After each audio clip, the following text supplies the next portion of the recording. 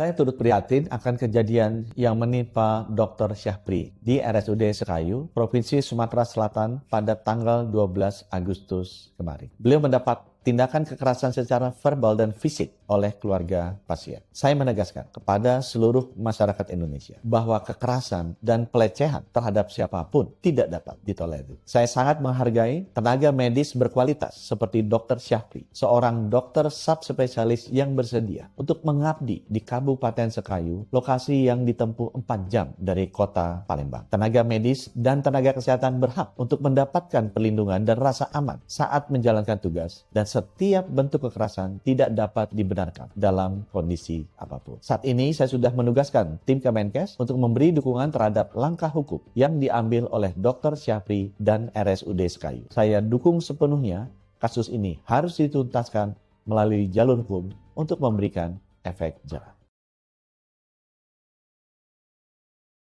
Saya turut prihatin akan kejadian yang menimpa Dr. Syahpri di RSUD Sekayu, Provinsi Sumatera Selatan pada tanggal 12 Agustus kemarin. Beliau mendapat tindakan kekerasan secara verbal dan fisik oleh keluarga pasien. Saya menegaskan kepada seluruh masyarakat Indonesia bahwa kekerasan dan pelecehan terhadap siapapun tidak dapat ditolerir. Saya sangat menghargai tenaga medis berkualitas seperti Dr. Syahpri, seorang dokter subspesialis yang bersedia untuk mengabdi di Kabupaten Sekayu, lokasi yang ditempuh 4 jam dari kota Palembang. Tenaga medis dan tenaga kesehatan berhak untuk mendapatkan perlindungan dan rasa aman saat menjalankan tugas, dan setiap bentuk kekerasan tidak dapat dibenarkan dalam kondisi apapun. Saat ini saya sudah menugaskan tim Kemenkes untuk memberi dukungan terhadap langkah hukum yang diambil oleh Dr. Syahpri dan RSUD Sekayu. Saya dukung sepenuhnya kasus ini harus dituntaskan melalui jalur hukum untuk memberikan efek jerah.